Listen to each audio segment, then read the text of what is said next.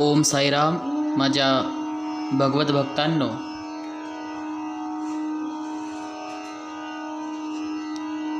काल आपण कामना या विषयावर शिकलो. आजच आपला विषय असणार आहे धन. जे धन आपण कमवतोय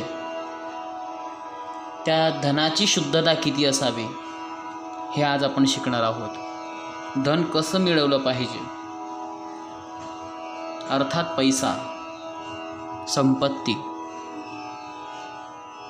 चला तर मग विषयाकडे जाऊया.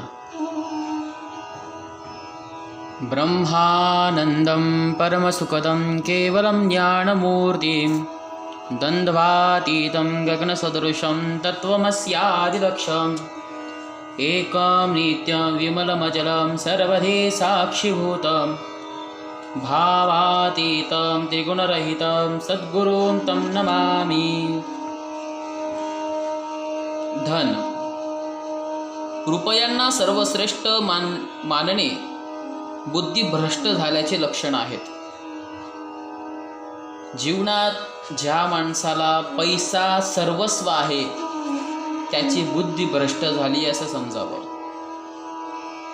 धर्मासाठी धन नको, मन पाहिजे. धन कोणालाही आपला दास बनवित नाही, म्हणून स्वतःचा धनाचा दास होऊन आपले पतन करत असतो. पैसा कधीच आपल्याला दास किंवा गुलाम बनवत नाही, तर मनुष्य धनाचा गुलाम होत असतो.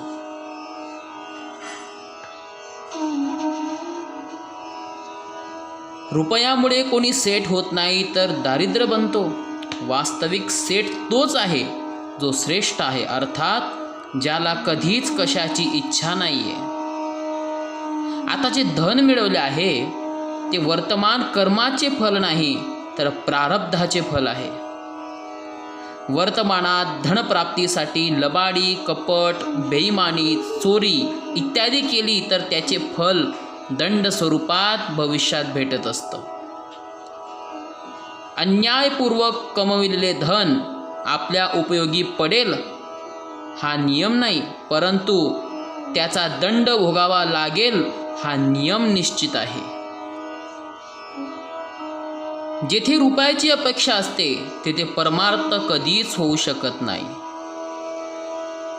तर रुपयाचे दास्यत्व होत असते. अशा ठिकाणी पैशासाठी परमार्थ होत नाही, तर काय होत असतं? दास्यत्व. जसे आपले दुःख नाहीसे करण्यासाठी रुपये खर्च करतो, तसेच दुसऱ्याचे दुःख नाहीसे करण्यासाठी खर्च करावे, तरच आपल्याला रुपये जवळ ठेवण्याचा हक्क आहे. तुम्ही म्हणणार, महाराज संपत्ती पैसा आम्ही कमवावा आणि द्यावा इतरांना. हे लक्षात घ्या. आपल्याकडे येणारा पैसा अनेक मार्गाने येत असतो. तुम्ही कमवलेला पैसा, तुम्ही कमवलेली संपत्ती वाईट आहे असं नाही, किंवा ती काळी आहे असं म्हणायचं नाही.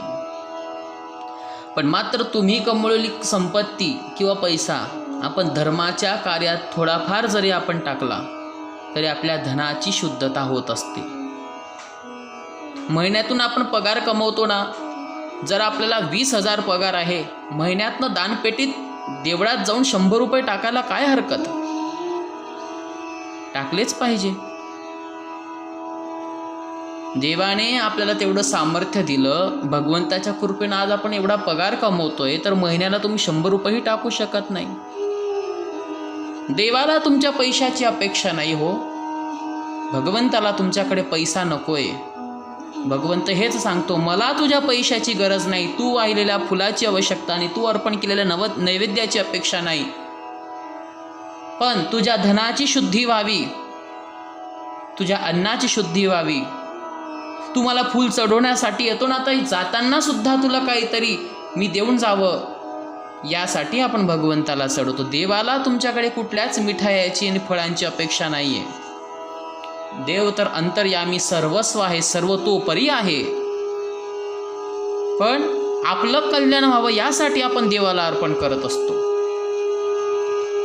म्हणून तुम्ही महिन्यातून 100 रुपये जरी दानपेटीत टाकले तरी तुमच्या धनाची शुद्धी होते, कारण तो पैसा अनेक वाईट लोकांच्या हातामध्ये फिरून तो आपल्यापर्यंत पोहोचलेला असतो.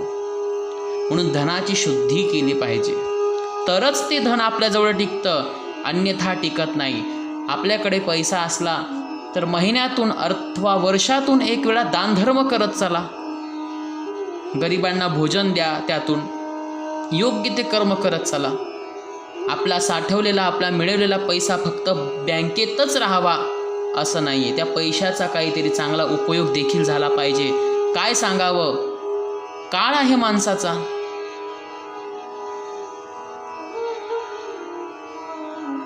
देह हे काळाचे, धन कुबेराचे, येथे मनुष्याचे काय आहे. मनुष्याचं सर्वस्व इथे राहून जाणार आहे. जर व्यक्ती जर गेला ना तर त्याचं सर्व बँक बॅलन्स, त्याचा पैसा तो सर्व बँकेतच राहणार आहे.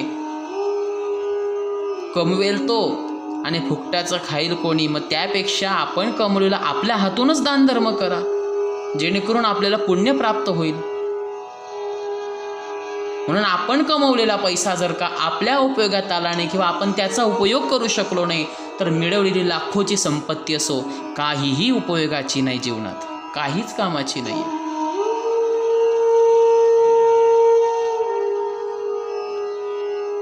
कारण की पैसा हा पर आहे. पर म्हणजे पक्षी. तो आज हातात आहे तर कधी हातात न निघून जाईल. म्हणून जर हातात आलाय तर त्याचा चांगला उपयोग करा, जेणेकरून त्याला वाटेल की मी ह्याच भक्ताकडे राहावं आणि याच्याकडून सत्कर्म होतंय, जेणेकरून माझी शुद्धी होते. जिथून तुमच्या हातातील पैसा नाहीसा होऊ लागला तिथे समजून घ्यायचं की आपल्या जीवनात जी येत आहे ती अलक्ष्मी आहे. म्हणून त्या अलक्ष्मीला लक्ष्मी स्वरूपात कसं आपल्याला परिवर्तन करायचंय ते आपण ठरवायचंय. देवतांमध्ये अलक्ष्मीला कोणीच मान सन्मान देत नव्हतं.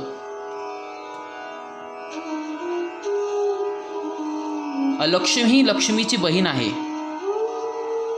लक्ष्मीची कोण आहे? मोठी बहीण. अलक्ष्मीने सांगितलं मी मोठी असल्यावर मला मान पद सन्मान काहीच नाहीये. त्यावेळेला लक्ष्मी मातेनं सांगितलं, अलक्ष्मी काळजी करू नकोस, मी जिथे जिथे जाईल तिथे तिथे तू माझ्या मागोमाग येशील. मी ज्या ठिकाणी धन स्वरूपात जाते त्या धनाचा जर योग्य उपयोग होत असेल तर मी त्याच्याजवळ अनादी कालापर्यंत टिकेल. पण जिथे त्या धनाचा योग्य उपयोग होत नसेल तिथे त्या ठिकाणी तू टिकायचंय. म्हणजेच काय? अलक्ष्मी. मग ती पैसा घेऊन निघून जाते. म्हणून मिळवलेली संपत्ती, मिळवलेला पैसा योग्य त्या ठिकाणी वापरा, योग्य त्या धर्मामध्ये गुंतवा, धर्मासाठी कार्य करत चला. पैशाचा विजय होणार आणि तुमचाही विजय होणार त्यात.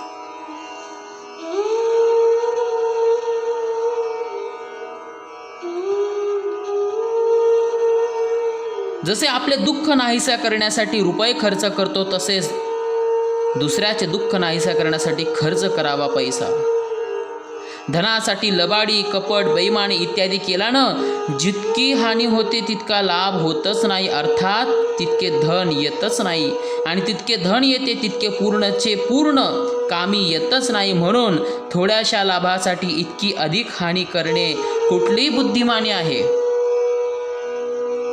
जर आपल्याकडे मिळवलेली संपत्ती जर टिकत नसेल तर आपण थोड्या धनामध्ये आपण काहीतरी योग्य केलं पाहिजे. अन्यथा असलेली लक्ष्मी देखील जर निघून गेली तर तुम्ही साठवलेला पैसा म्हणजे तुमच्यासाठी बुद्धिमत्ता आहे का? ती तुम्ही जास्त डोकं लढवलंय का तिथे? नाही. मिळवलेली होती, साठवून ठेवली, निघून गेली. अर्थात व्यक्तीचं केव्हा काय होऊन जाईल जीवनात सांगता येत नाही. मग तुमचा पैसा कमवलेला तो इथेच राहणार, तुमची मेहनत सगळी वाया जाणार. मेल्यावर स्वभाव बरोबर जाईल, धन बरोबर जाणार नाही, लक्षात घ्या. परंतु मनुष्य स्वभावाला बिघडविले आहे आणि धनाचा संग्रह करीत आहे. बुद्धीच्या अज्ञानतेची कमाल. रुपये प्राप्त झाल्याने मनुष्य स्वाधीन होत नाही तर रुपयाच्या पराधीन होत असतो. पैसा कमवला म्हणून त्याची सगळी चिंता मिटली असं नाहीये, तर व्यक्ती पैशाच्या अधीन होऊन जात असतो. तेव्हा मग पैसा जसं नाचवेल तसा व्यक्ती नाचत असतो. पैसा फेक तमाशा देख, अशी अवस्था जीवनामध्ये उत्पन्न होत असते. धन जवळ असला तरी मनुष्य संत होऊ शकत नाही, परंतु धनाची लालसा असेल तर मनुष्य संत होऊ शकत नाही. धन प्राप्त झाल्याने दारिद्र्य नाहीसे होत नाही, तर धनाच्या इच्छेचा त्याग केल्याने नाहीसे होते. मनुष्याची इज्जत धन वाढल्यामुळे होत नाही, तर धर्म वाढल्यामुळे होत असते. लक्षात घ्या. धर्माचं संरक्षण करा. धर्माला लागणारी संपत्ती त्या ठिकाणी योग्य रीतीनं द्या. धनापेक्षा वस्तू श्रेष्ठ आहे, वस्तूपेक्षा मनुष्य श्रेष्ठ, आणि मनुष्यापेक्षा विवेक श्रेष्ठ, आणि विवेकापेक्षाही सत्तत्व म्हणजेच परमार्थ श्रेष्ठ आहे. मनुष्य जन्म त्या सत्तत्वाला म्हणजे परमार्थला प्राप्त करण्यासाठीच जीवनात आलेला आहे. धन कमवणे हा एकमेव आपल्या जीवनाचा पैलू नाही आहे, पाया नाही आहे. तर धन कमवून परमार्थ देखील साध्य करणे, त्यातनं हाच आपला खरा ध्येय आहे. आणि म्हणूनच भगवंताने आपल्याला ह्या सृष्टीवर पाठवले आहे. भरतखंडेन देह प्राप्ती, हेची परमभाग्याची संपत्ती. आपला हा देह आपल्यासाठी खूप मोठी संपत्ती आहे. तर जीवनात व्यक्ती पैशालाच संपत्ती समजत असतो. तर ही आपण सगळ्यात मोठी चूक करतो जीवनात. म्हणून मिळवलेल्या धनाची कशा पद्धतीनं योग्य विल्हेवाट लावली पाहिजे, कसा आपण त्याचा आनंद घेतला पाहिजे, कसा आपण इतरांना आनंद त्याचा दिला पाहिजे, याची तयारी आपण आजपासूनच सुरू करायची आहे. मंडळी, धन या विषयावर आज आपण शिकलो. धनाचा उपयोग कशा पद्धतीनं कशा रीतीनं करता येऊ शकतो.